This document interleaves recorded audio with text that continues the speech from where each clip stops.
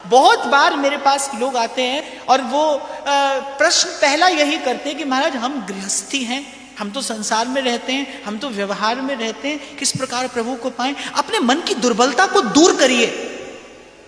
आप देखिए, जब श्री हनुमान जी जानकी जी का पता लेने के लिए जा रहे थे,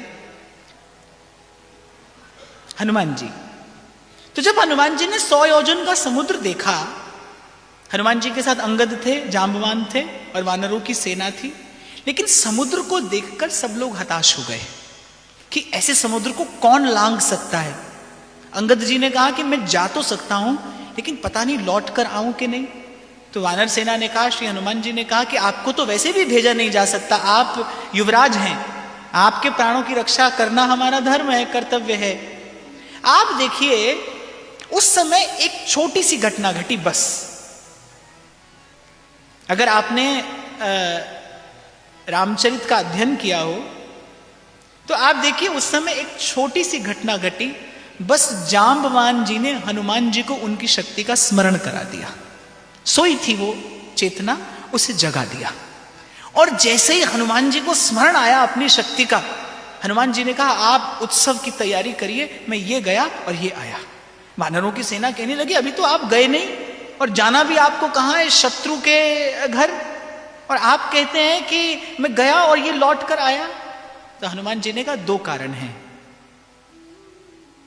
जांबवान की कृपा से सुंदरकांड का आरंभ होता है ना, यहां से जांबवान के वचन सुहाए, कि इनके वचनों की, मैंने अभी कुछ देर पहले जहां से हमने चर्चा आरंभ की ना, शब्द में बड़ी भारी शक्ति है बाप। और शब्द यदि किसी सत्य की अनुभूति करने वाले हृदय से स्फुरित होता हो तो आपके मन का सारा अंधकार दूर करता है, जीवन को समाधान देता है। बोले जांबवान जी के वचन से मुझे अपने स्वरूप का भी स्मरण हो गया और अपने प्रभु की शक्ति का भी स्मरण हो आया है। दो कारण है, एक कि मैं अपने प्रभु का कार्य करने के लिए जा रहा हूं, मेरे कार्य में स्वार्थ नहीं भक्ति है, इसीलिए प्रकृति को मुझे मार्ग देना ही होगा। और दूसरा, जिसके सिर ऊपर तुम स्वामी, सो दुख कैसो।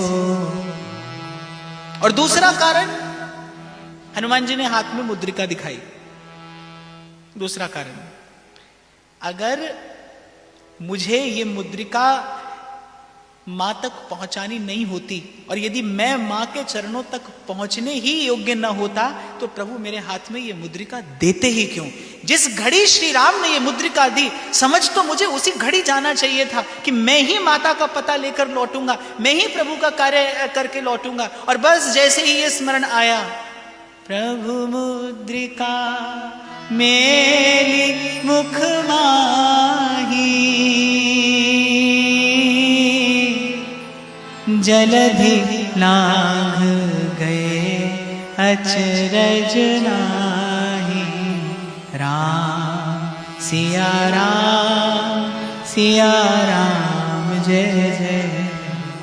बस बिल्कुल ऐसे ही अपने आप को दुर्बल ना समझिए, अयोग्य ना समझिए, अपने मन की सब दुर्बलता दूर करिए। मैं आपको यहां से ये तो नहीं कह सकता कि संसार में आप सब एक स्थान पर पहुंच सकते हैं, पर मैं यहां से आपको बड़े विश्वास से कह सकता हूं, आप जितने लोग यहां पर बैठे हैं और जितने इस माध्यम से श्रवण करेंगे, उन सब के पास प्रभु के निकट पहुंचने की एक जैसी योग्यता है, एक जैसी संभावना है। आप किसी भी पृष्ठभूमि से आते हो, आपका जीवन कैसा भी हो, मुझे उस ओर जाना नहीं, मुझे उस ओर देखना नहीं, क्योंकि भक्ति नहीं देखती उस ओर।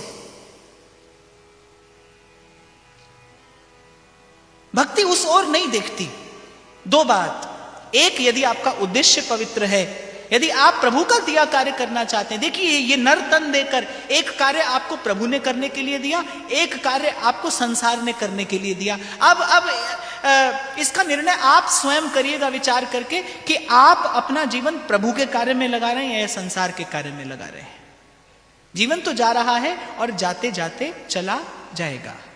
आपको केवल विचार ये करना है कि आप कार्य प्रभु का कर रहे हैं, आपके कार्य के मूल में स्वार्थ है कि परमार्थ है। यदि दो बातें आपके जीवन में आ जाएं, एक कि आपका जीवन आपका जीवन, आपके जीवन जीने का उद्देश्य परमार्थ हो जाए। और परमार्थ अर्थात क्या? कि आप केवल अपने लिए न करें, आपके जीवन में भावना हो कि मुझे बांटकर खाना है, बांटकर पाना है और इस संसार से सुख बांटते हुए जाना है। यदि आपके जीवन का आधार परमार्थ हुआ तो मैं आपको सत्य सत्य सत्य कहता हूं, आप जहां जाएंगे आपके लिए मार्ग बनता चला जाएगा। प्रकृति आपके लिए सब द्वार खोल देगी। The whole universe is ready to give you, to fill you with abundance. प्रकृति आपके लिए सब द्वार खोल देगी, आप जहां जाएंगे आपके लिए मार्ग बनेगा, यदि आप केवल अपने लिए नहीं जीते तो। और दूसरी बात जो मैं आपसे कई बार पहले भी निवेदन कर चुका, यदि प्रभु का आपके जीवन में आने का मन नहीं होता तो आपका कभी इस प्रकार यहां आने का मन नहीं होता। आपके जीवन में कभी एक क्षण आते ही क्यों? देखिए संसार को, कहां कहां मनुष्य भटक रहा है।